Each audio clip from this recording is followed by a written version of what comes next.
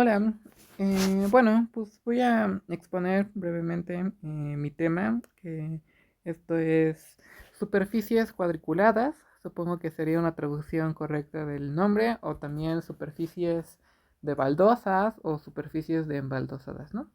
Pues bueno, voy a empezar un poco con los elementos que voy a necesitar agarrar para definir estos objetos.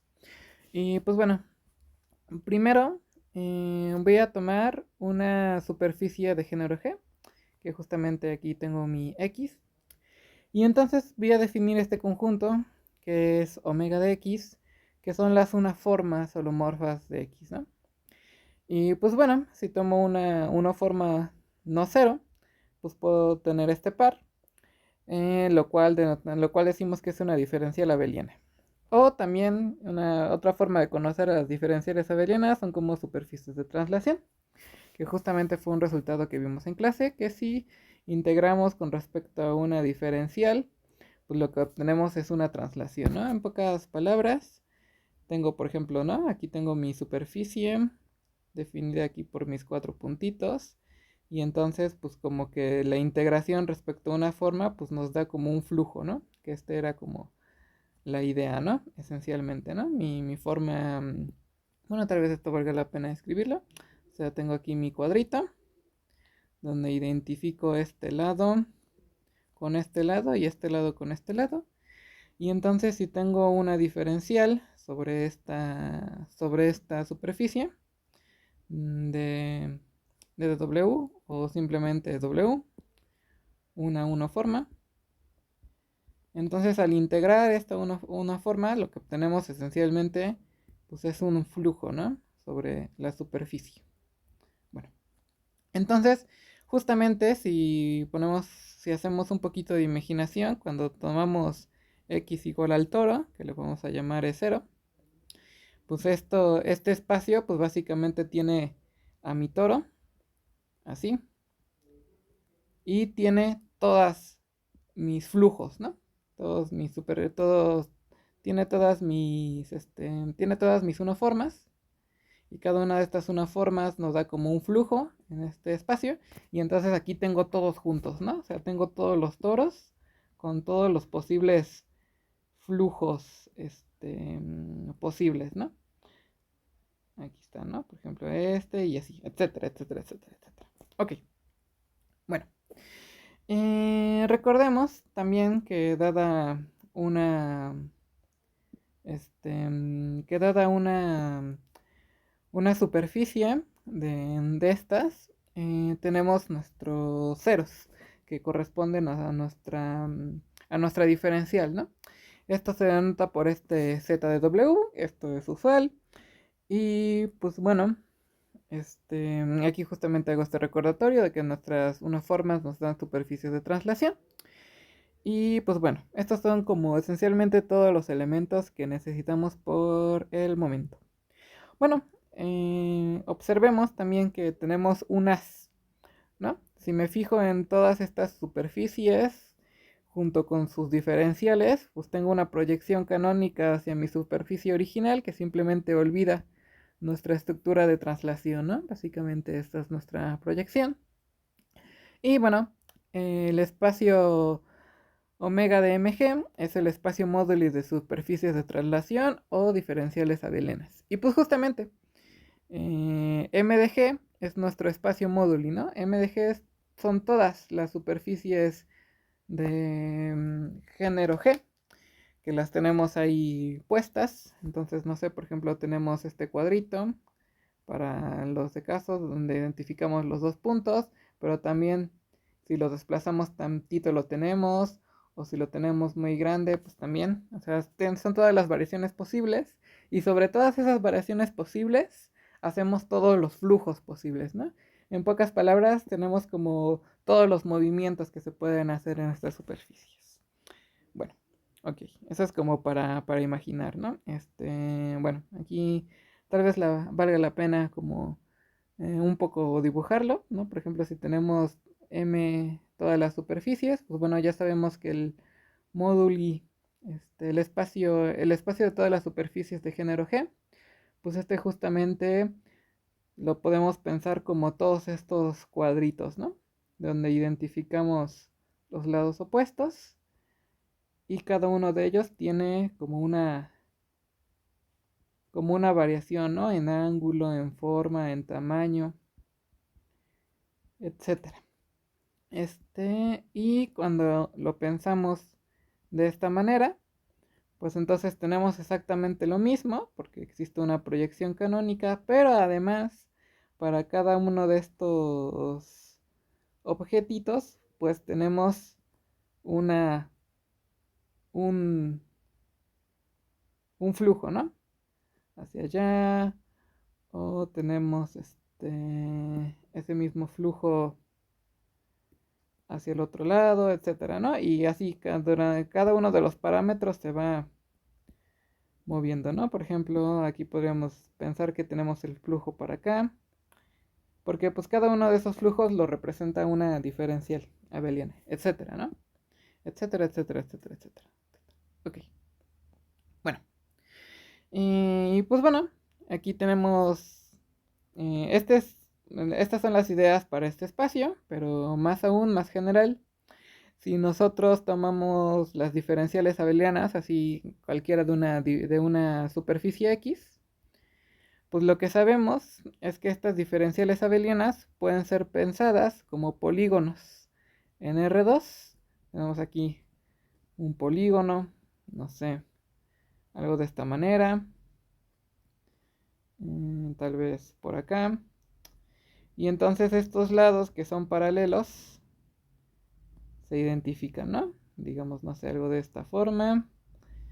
Identificamos esta con esta. Y identificamos esta con esta y esta con esta, ¿no? Así tenemos básicamente nuestra identificación y cada una de estas identificaciones pues nos dará ciertos puntitos, que son los puntos donde tenemos nuestras... Ay, se me va el nombre de esto. Nuestras singularidades. Y pues cabe señalar que dense cuenta de que las singularidades están metidas dentro como de la cuadrícula, ¿no? O sea, por ejemplo, este vértice de aquí no se identifica con este vértice de acá, pero forma parte como de nuestra cuadrícula. Bueno, ok. Bueno, y sí, justamente eso es lo que comento, que aquí el conjunto de ceros está contenido dentro del conjunto de vértices del polígono. Los vértices del polígono, ajá. Y bueno, justamente, esto no va. Esto no va. Aquí lo voy a poner entre paréntesis porque todavía me falta un poquito para esto. Pero bueno. Bueno, en este tipo de objetos nosotros contamos con una acción muy bonita, que es que dado una superficie, una diferencial abeliana, nosotros podemos aplicarle una matriz y entonces obtenemos otra diferencial abeliana, pues justamente, ¿no? Si esta la adelantamos por XW, pues esta es la acción de A, de nuestra matriz A, que es esta de aquí en medio, por esa diferencial, lo cual nos desplaza nuestra diferencial tantito y nos da esta otra superficie desplazada, ¿no? Entonces, esta es una acción natural, que justamente esta es una acción natural que existe en GL2, GL2 más de R. Simplemente que ahora como estamos pensando en estos espacios definidos por polígonos, pues entonces esta acción se traspasa a sus polígonos, ¿no? Ok. Pues vamos a definir unos conjuntos especiales que dependen de estos polígonos. Voy a borrar estos trazos. Ok. Y bueno, primero vamos a definir los periodos absolutos. Bueno, para esto notemos que si tomo un lazo en la homología de X, pues recordemos que la homología de X son los lazos, ¿no? Por ejemplo, aquí tengo mi superficie, digamos que tengo algo de este estilo, no sé, identificando lados paralelos de alguna manera. Y entonces, pues me fijo justamente en un lazo. Y este tipo de lazos, pues pueden ser arbitrarios, ¿no? No sé, por ejemplo, puede ser que mi lazo vaya por acá, pasa por acá, luego de aquí se identifica como por abajo y termina por acá. Bueno, no sé. que haga ahí una curva y que termine, digamos, como por acá, ¿no? Entonces eso es un lacito, al final de cuentas nos va a dar algo así. Y bueno, estos lazos no son cualquiera, son los lazos que están en la homología. Eso quiere decir que son los lazos que vienen como de un, que vienen de un, que son fronteras, ¿no? Como de un rectangulito. Y bueno, entonces sobre esos lazos, pues yo tengo una forma, una forma que es W y este es un lazo. Entonces lo que yo puedo hacer es integrar respecto a mi lazo mi una forma, ¿no? Esto nos va a dar un elemento en los números complejos que justamente van a coincidir con elementos dentro de como de estos reticulados, ¿no? Por ejemplo, aquí, en este ejemplito, pues justamente cuando tomamos lazos adecuados, pues cada uno de estos lazos nos va a dar estos vértices, por así decirlo, ¿no? Bueno, ajá. Entonces, estos son los, los periodos absolutos de nuestra diferencial, ¿sale? Ok, bueno. Ahora tenemos otro tipo de lazos, otro tipo de lazos. Estos son los lazos arbitrarios en nuestra diferencial. No sé, déjeme simplificar todo un poquito. Aquí tenemos mi cuadrado donde identifico estos lados, entonces esto ya es mi toro. Y entonces pues aquí puedo hacer cualquier lacito, ¿no? Por ejemplo este, que esencialmente, ¿no? Si lo pensamos en nuestra superficie ya dibujada de esta manera, pues este lazo que dibujé, pues estaría tal vez como así. A ver, esperen, modifico tantito los colores, esta es mi frontera, esta es esta cosita de acá. Ok, este es el lado que se identificó y este lazo va a estar más o menos así, ¿no? Entonces podemos integrar respecto a este lazo nuestro flow, esta como trayectoria. Y eso nos va a dar un punto en los reales que de cierta manera nos van a dar como los reticulados. Y bueno, por otro lado, también tengo como dos lazos pues, muy bonitos que son los generadores. Que voy a pintar este. Este es un generador y pues este es el otro generador, ¿no?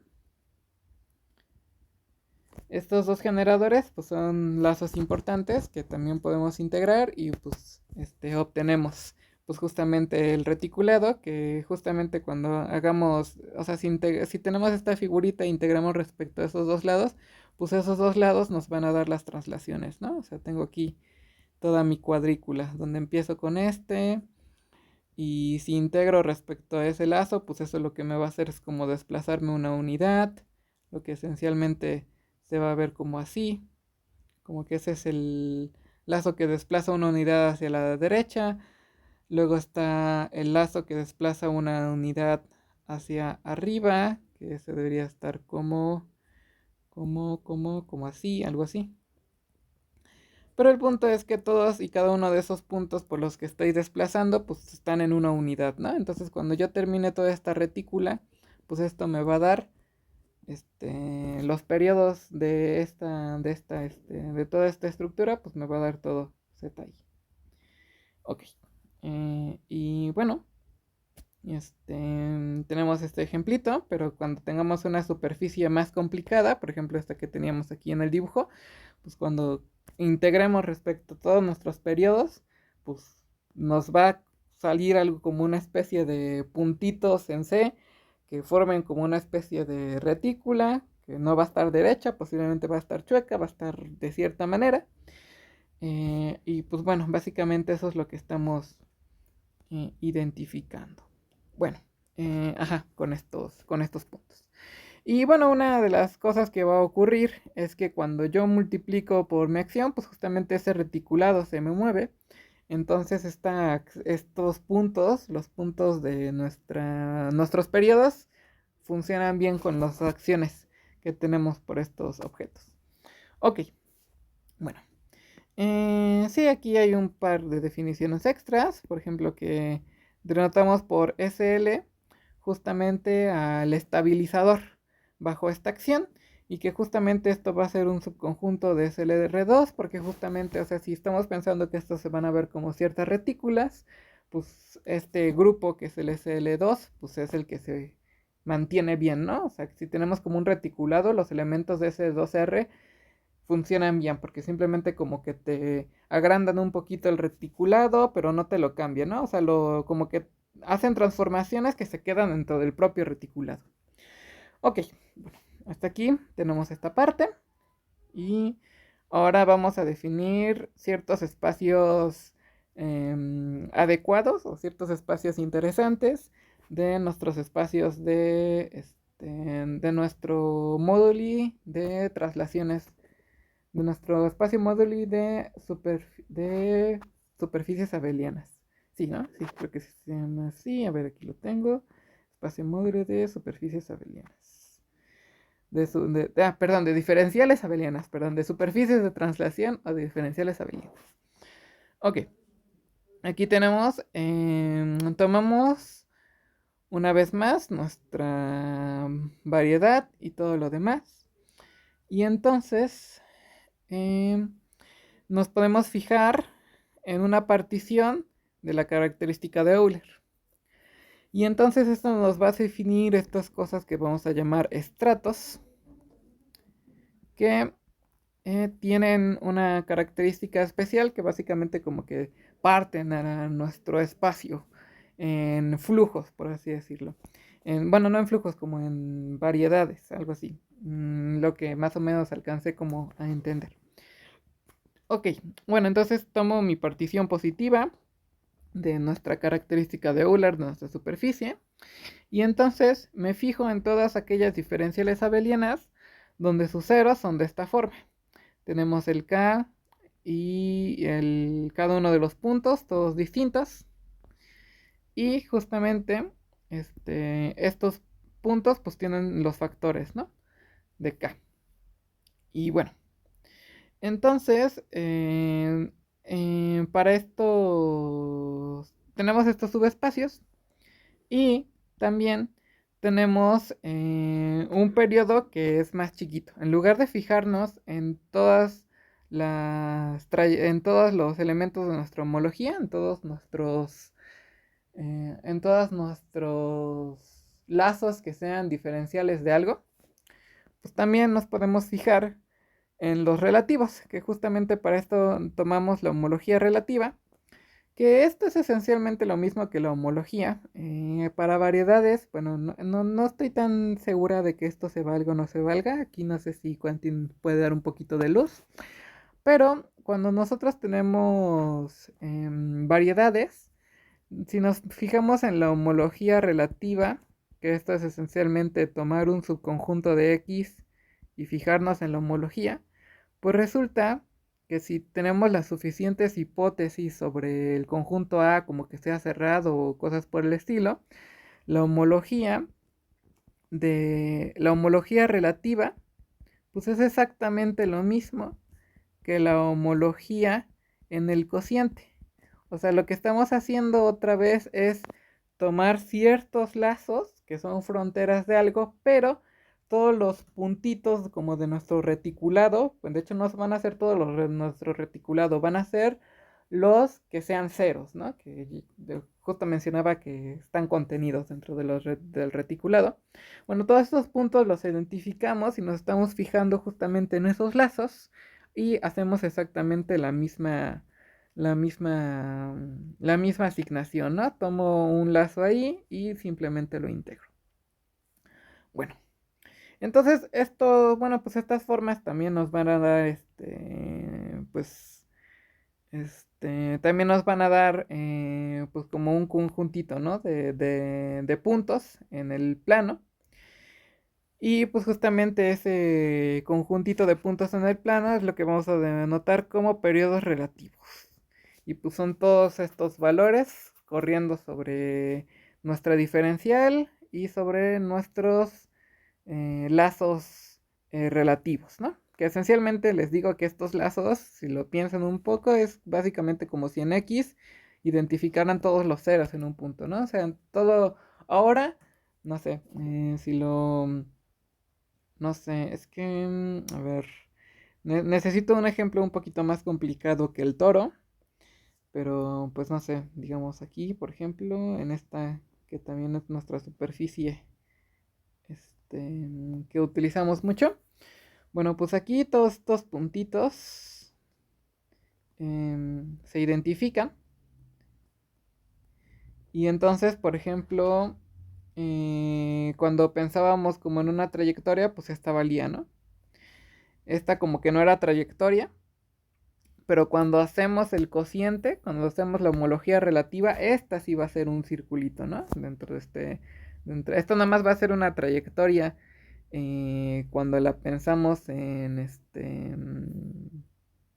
cuando la pensamos en los periodos absolutos, esto solo es una trayectoria, pero cuando lo pensamos en los periodos relativos, esto sí va a ser un lacito como correspondiente, ¿no? En general como, de hecho justamente, si no entendí mal, cada uno cada uno de los extremos va a ser perteneciente a los periodos relativos. Cada uno de estos lacitos, porque al final de cuentas van de un punto que estamos identificando a otro.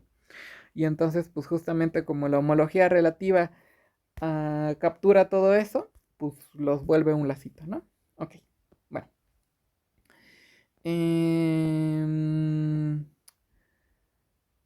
Bueno, a partir de este momento ya todo esto es para variedades en general, pero pues nosotros nos vamos a concentrar en M2. Y entonces pues nos vamos a fijar justamente en el móduli de diferenciales abelianas de M2. Y pues nos vamos a dar cuenta de que este espacio tiene dos estratos, que justamente uno corresponde, pues son las particiones de 2.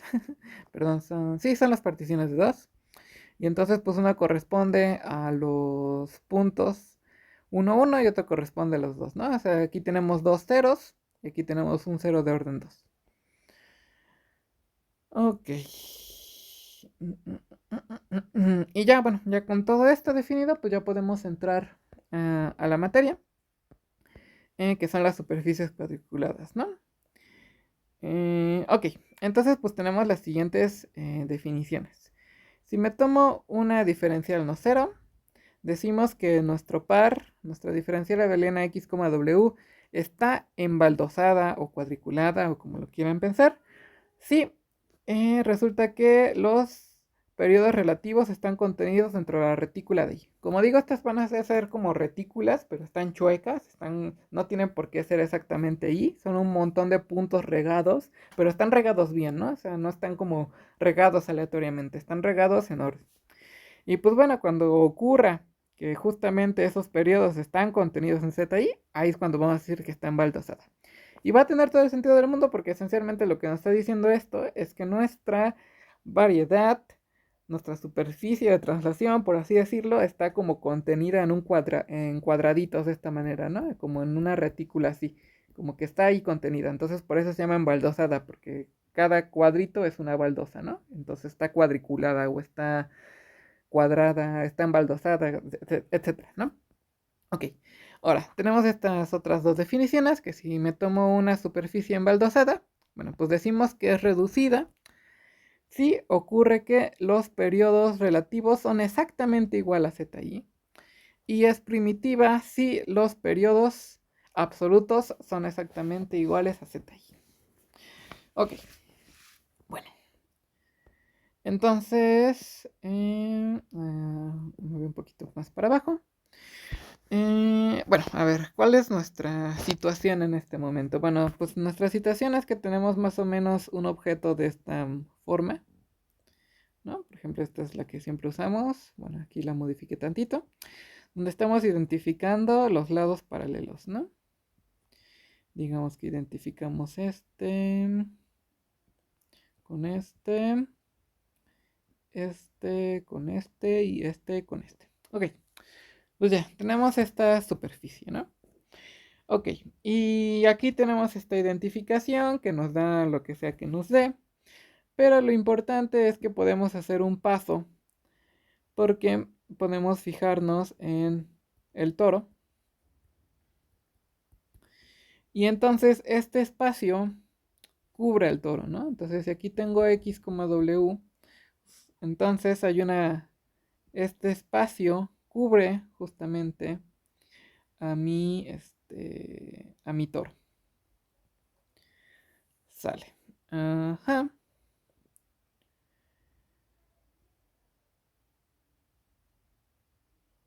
Ajá. es-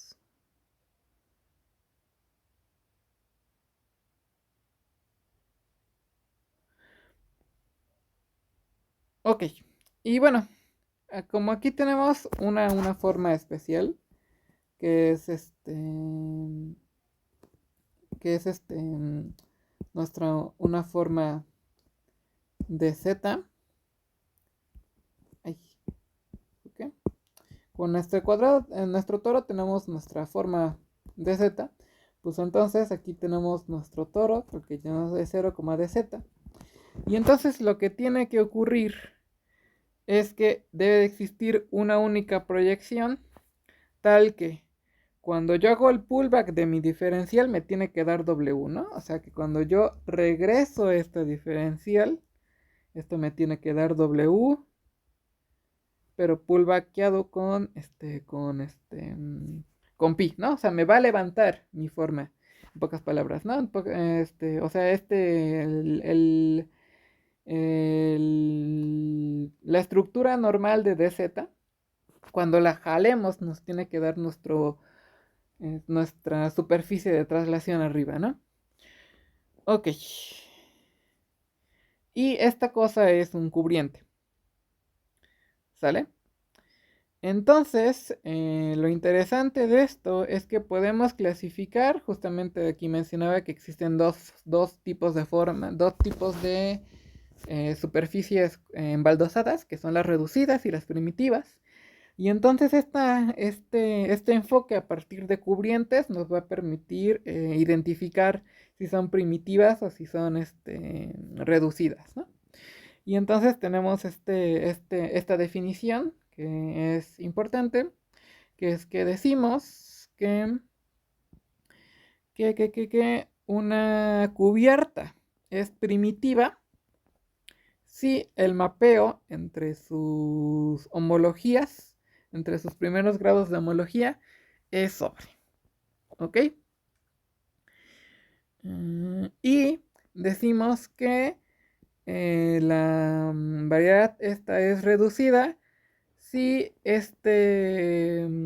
nuestro cubriente no se factoriza por otra cubierta ramificada. ¿Sale? Eso es lo que va a pasar. Entonces, esta forma de pensar a las a las superficies embaldosadas como cubrientes sobre el toro, nos va a permitir saber si esa superficie es primitiva o si es una superficie reducida. Y todo depende de qué pasa con los grupos de homología en grado 1 y depende de si este cubriente se puede factorizar. Bueno, ok, bueno. Por el momento todo está bien con esto.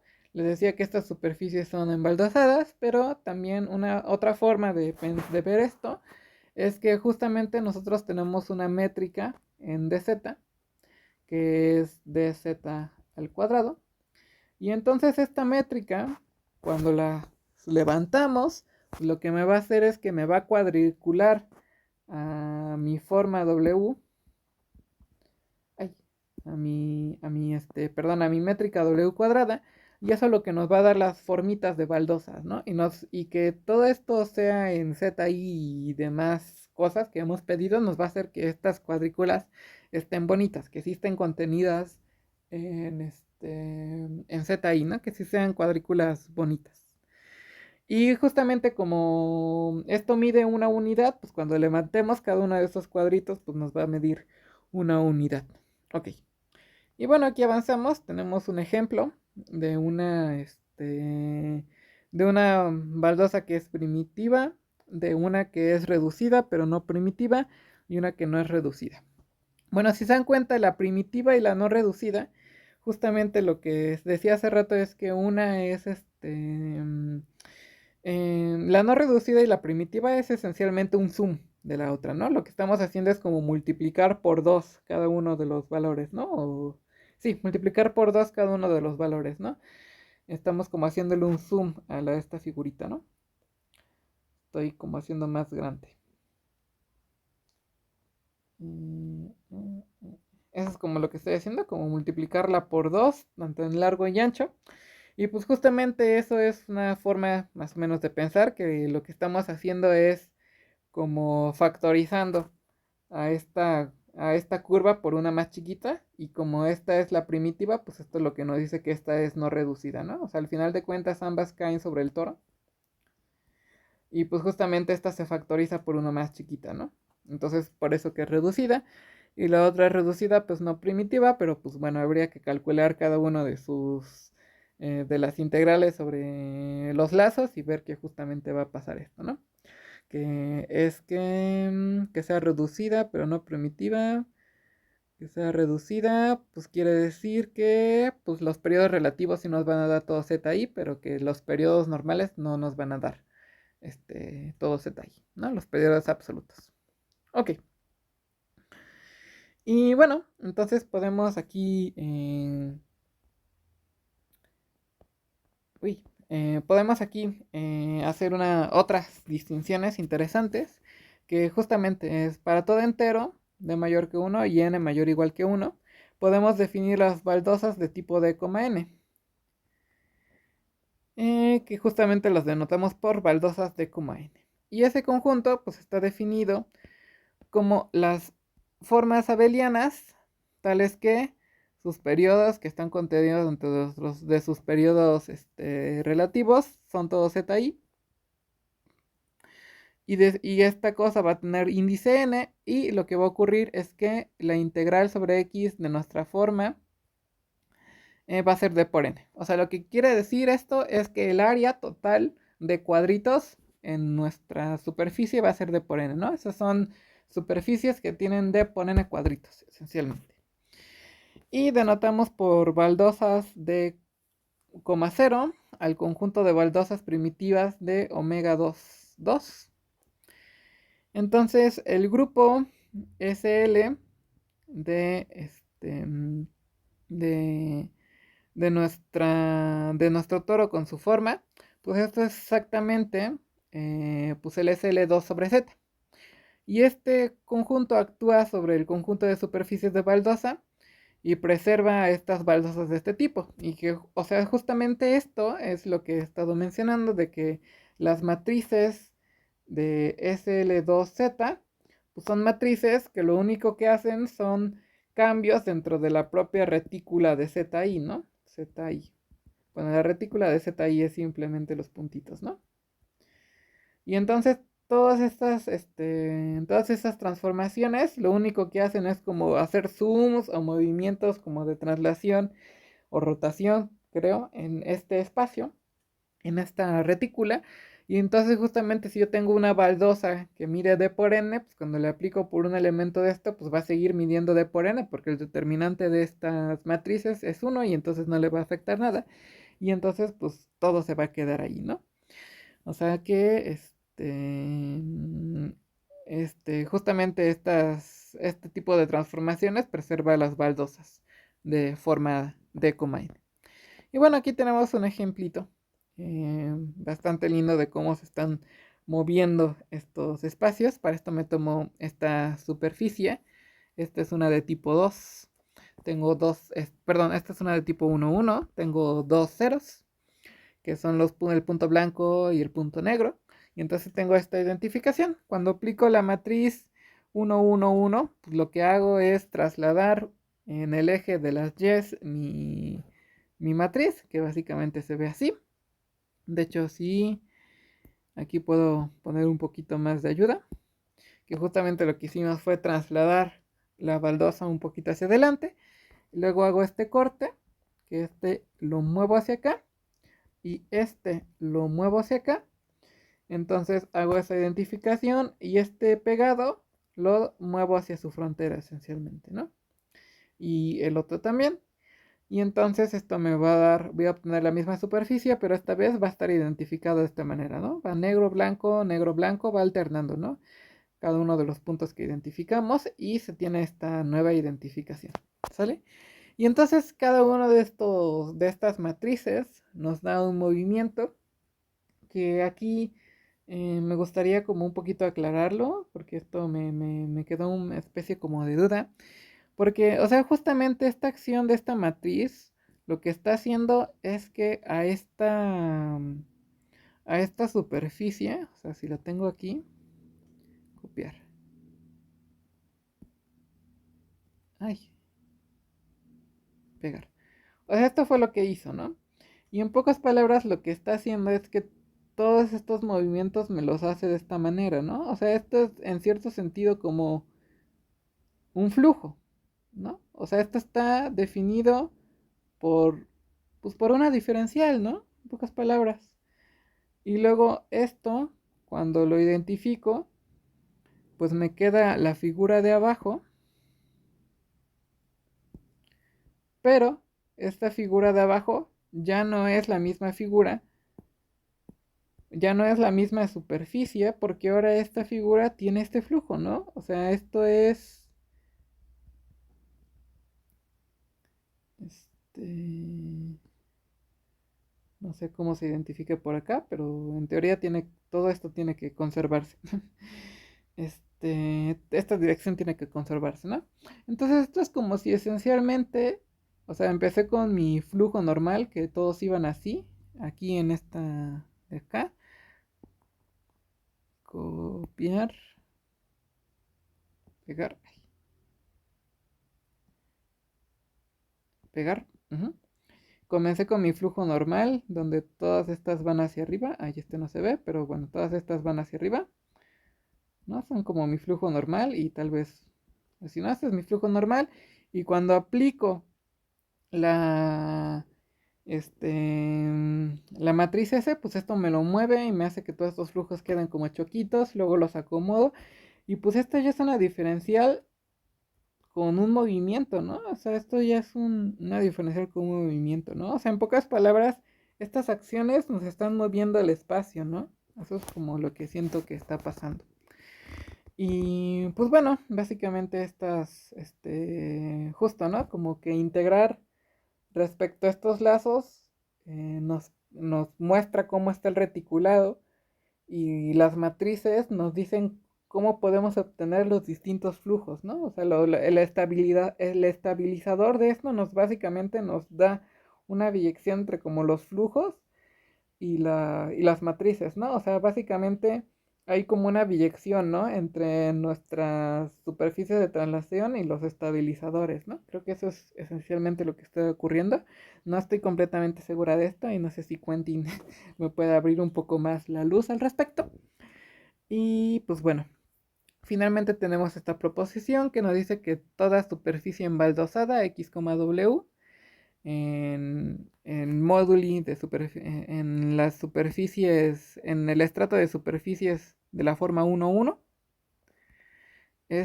pertenece a, pertenece a unas baldosas, aquí me equivoqué, esto pertenece a las baldosas de forma D, N para algún D mayor que 1 y un N mayor o igual que 1. Y pues básicamente es el resultado. Y bueno, al final les pongo brevemente cómo pasamos como de una superficie a otra, ¿no? A partir justamente de estas transformaciones, que bueno, pues no lo he mencionado, pero estas dos matrices que son S y R son las que generan todo nuestro espacio de SL2 sobre Z. Estos son los generadores. Y bueno, pues tenemos estos traslados, ¿no? Que justamente el que expliqué yo ahorita corresponde a este movimiento. Y bueno, ahí podríamos ver justamente que cuando lo aplicamos dos veces, pues volvemos al principio, ¿no? Que es lo que señala en esta dirección y en esta dirección. Volvemos al principio. Y bueno, por ahí justamente Quentin me decía que expusiera cómo se van moviendo los lazos. No sé, tal vez todavía haya un poquito de tiempo y me des un poquito de luz al respecto para exponerlo mejor mañana.